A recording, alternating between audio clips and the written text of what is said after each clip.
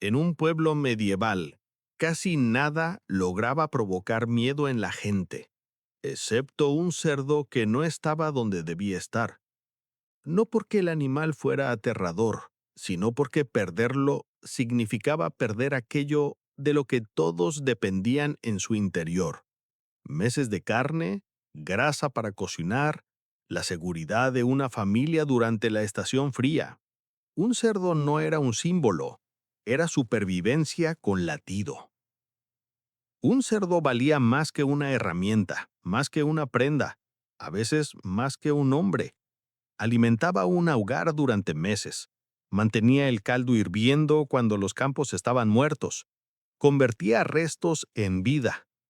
Así que cuando un rebaño cruzaba el borde del pueblo, la gente lo observaba como los marineros vigilan una tormenta, en silencio, con cuidado, sabiendo que un solo paso en falso podía cambiar una estación entera. No eran animales dóciles, no eran las criaturas redondas y rosadas que imaginamos hoy. Eran cuerpos ásperos, cubiertos de cerdas duras, con mandíbulas hechas para romper raíces y huesos por igual. Empujaban cercas, destrozaban huertos y a veces, no muy frecuente, pero lo suficiente, reaccionaban en el peor momento.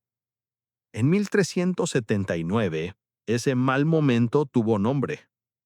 Un niño gritó, tres cerdas se abalanzaron y en cuestión de segundos, una vida lo bastante pequeña como para caber en una cuna se extinguió. El pueblo se paralizó, no en silencio, sino en cálculo. Un niño muerto significaba un rebaño muerto. Cada cerdo, culpable o no, podía ser apresado, encadenado y llevado a juicio. Y allí estaba el verdadero terror. Los animales que los alimentaban podían desaparecer en una sola mañana, borrando meses de comida, grasa y seguridad para el invierno. Todo lo que siguió, los arrestos, las acusaciones, la reunión de las autoridades, comenzó aquí, con un pueblo mirando a los animales que los sostenían y comprendiendo que algo debía ser respondido. Antes de que el pueblo reuniera sus autoridades, el peso del problema ya era claro.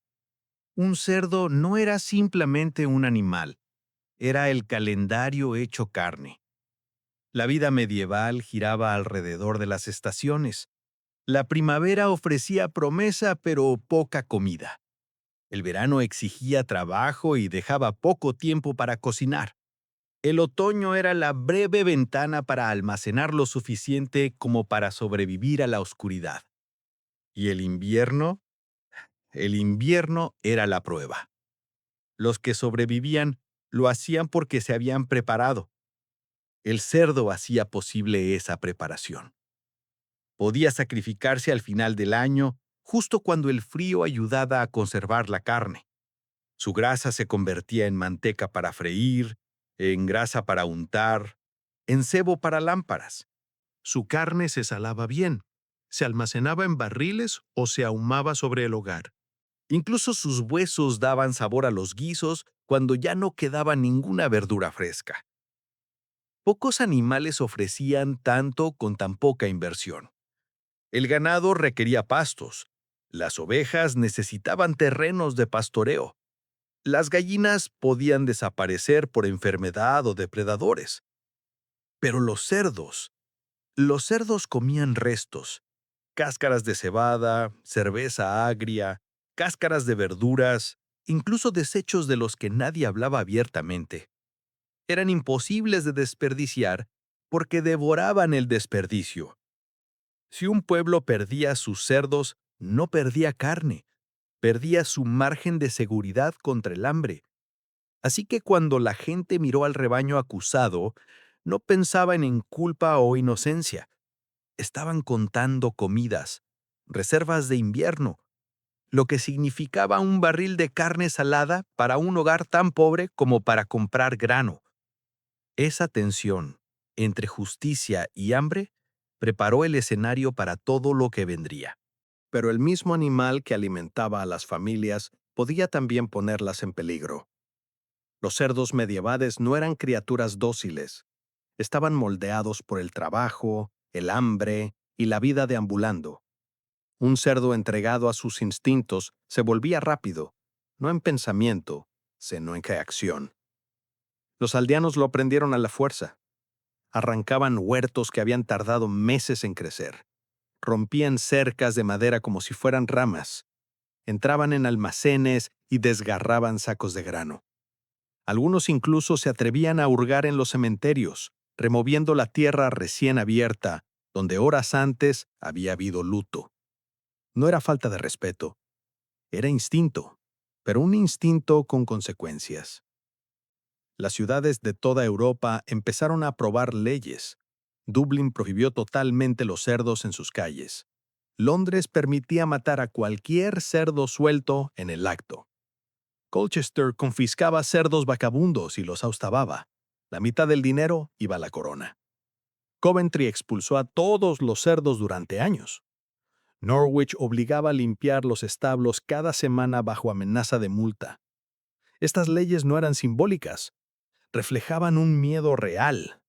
Un solo cerdo suelto podía destruir una cosecha o ensuciar lugares que la mente medieval creía capaces de propagar enfermedad. Y en 1379, con un niño muerto, todo ese temor cayó sobre un rebaño enredado que había estado donde no debía estar. La muerte del niño no solo conmocionó al pueblo, lo lanzó de lleno al engranaje de la justicia medieval. La noticia se esparció rápido. 2 rebaños habían estado pastando cerca del mismo lugar. Los niños se acercaron demasiado. Los cerdos reaccionaron como a veces lo hacían, con fuerza repentina, sin comprensión de las consecuencias. 3 cerdas fueron identificadas de inmediato. Los testigos las nombraron. Fueron contenidas. Pero el problema no terminó ahí. Los aldeanos, siguiendo la lógica jurídica de la época, creían que los animales podían actuar con aprobación o estímulo. Si una atacaba y las otras se comportaban agresivamente, gruñendo, avanzando, rodeando la escena, todas podían ser consideradas responsables. 2 rebaños significaban 2 dueños distintos. 2 dueños significaban 2 destinos distintos. Pero la ley no se preocupaba por la equidad, se preocupaba por el orden. Y el orden exigía responsabilidad. Llegaron las autoridades. La familia del niño presentó acusaciones. Los vecinos declararon. Y poco a poco, el caso se extendió de las 3 cerdas al rebaño que las rodeaba, a cada cerdo presente en la escena. Una pregunta empezó a surgir en silencio, aunque nadie se atreviera a decirla. Si el pueblo ejecutaba a todo el rebaño, ¿cómo sobrevivirían al invierno? Ese miedo silencioso se filtró en cada decisión, incluso antes de que el duque de Borgoña entrara en la historia. Arrestar personas es sencillo. Arrestar cerdos no lo es. Pero los registros medievales son claros. Todo el rebaño, cada animal relacionado con el hecho, fue acorralado, encadenado y mantenido bajo vigilancia. No era castigo, era procedimiento. Los animales se guardaron en corrales improvisados. Los guardias se turnaron. El pueblo asignó escribas para registrar su número, su estado y, al final, su destino. Cada hora que seguían vivos costaba dinero. Alimentarlos costaba dinero. Alojarlos costaba dinero. Retenerlos costaba dinero. Y cuanto más se prolongaba el caso, más pesaban esos gastos. Los juicios contra animales no eran raros. Registros de la Edad Media tardía y del período moderno temprano mencionan cientos de ellos. Cerdos como acusados, bueyes como criminales cabras y caballos enfrentando la ley como si la justicia alcanzara tanto a pezuñas como a manos humanas. Para la mentalidad medieval, la ley cubría cualquier cosa capaz de causar daño, incluso los animales. Pero este caso tenía una complicación. Algunos cerdos pertenecían al pueblo, otros al priorato. Y esos animales no solo eran comida, eran una parte importante de los recursos del monasterio. Matarlos no sería solo castigo, sería un desastre económico. Y quien lo entendió primero fue el prior. Cuando la noticia llegó al priorato de que sus animales estaban destinados a la ejecución, la reacción fue inmediata. Los monjes dependían de esos cerdos para gran parte de su carne y grasa. Perder el rebaño no era una molestia, era una amenaza directa para sus provisiones de invierno. El prior redactó una petición al duque de Borgoña, sin negar la muerte ni la culpa de las 3 cerdas, pero explicando el impacto catastrófico que tendría ejecutar a todos los cerdos de ambos rebaños. No suplicó, explicó. Las reservas del priorato desaparecerían. Los animales con los que contaban para los meses venideros no podrían reemplazarse a tiempo. No pedía misericordia, pedía proporcionalidad. La comida no era solo sustento, era la base silenciosa del ritmo del pueblo y del claustro. El duque recibió la petición, y el destino del rebaño quedó en sus manos. El duque de Borgoña sopesó los hechos. Un niño había muerto. 3 cerdas eran responsables. La ley exigía castigo. Pero ejecutar a los 2 rebaños castigaría a toda la región, no solo a sus dueños. El duque decretó un compromiso que cumplía la ley sin destruir el sustento del pueblo. Solo 4 cerdos morirían, las 3 cerdas culpables, y un animal adicional que representaría al resto del rebaño. Una ejecución representativa, un símbolo, una figura legal que permitía equilibrar castigo y supervivencia. La orden se cumplió. 4 animales fueron llevados a su ejecución. El resto esperó su destino. Pero ese destino no sería la muerte. Cuando el decreto llegó al pueblo, la tensión se aflojó. No del todo, pero lo suficiente para que la gente respirara. La mayoría del rebaño viviría. Esos animales, los mismos que habían aterrorizado al pueblo horas antes, volvieron a sus corrales, a sus comederos, a la rutina que convertía desechos en comida. Aún serían sacrificados al final de la estación, salados, curados, convertidos en reservas para enfrentar el invierno. Pero vivirían lo suficiente para cumplir su propósito. El invierno no devoraría al pueblo después de todo. En ese mundo, la justicia se detenía donde empezaba el hambre. El caso de 1379 no fue excepcional. Era parte de una lucha europea más amplia. Las ciudades necesitaban cerdos, y las ciudades temían a los cerdos. En Londres se mataba cualquier cerdo suelto al instante. En Colchester se confiscaban y subastaban. La mitad del dinero era para quien lo atrapaba, la otra mitad para el rey. Dublín prohibió los cerdos por creer que infectaban el aire. Norwich exigía limpiar los establos semanalmente. Coventry expulsó a todos los cerdos durante años. ¿Por qué? Porque el mundo medieval vivía en un equilibrio frágil. Los cerdos garantizaban supervivencia, pero también podían destruirla. Era necesidad económica, envuelta en músculo impredecible y apetito voraz. Así, la historia de 1379 no trataba solo de un rebaño. Trataba de un sistema entero enfrentado al riesgo de aquello que lo alimentaba.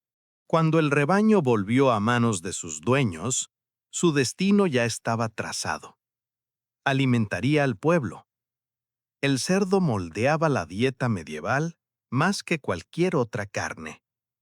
Los cortes frescos se comían rápido, hervidos, asados, siempre compartidos. El cerdo salado duraba meses. Daba sabor a sopas, enriquecía papillas, aportaba grasa para cocinar verduras que de otro modo sabrían a tierra. Los niños lo comían, los trabajadores dependían de él, los monjes lo preservaban con cuidado. El tocino no era comida de desayuno, era comida de invierno. El cerdo no solo llenaba estómagos, sostenía la estructura cotidiana de la vida. Así que, cuando el duque salvó al rebaño, no estaba salvando animales, estaba salvando un ciclo de supervivencia. La historia de 1379 no trata de crueldad, ni de perdón. Trata de un pueblo atrapado entre el hambre y la justicia, y obligado a decidir cuál importaba más. Un niño murió, 4 animales pagaron por ello, y el rebaño que alimentaba al pueblo vivió. No porque la gente fuera misericordiosa, no porque los cerdos fueran inocentes, sino porque el mundo medieval estaba hecho de márgenes frágiles y la comida estaba en el centro de cada decisión.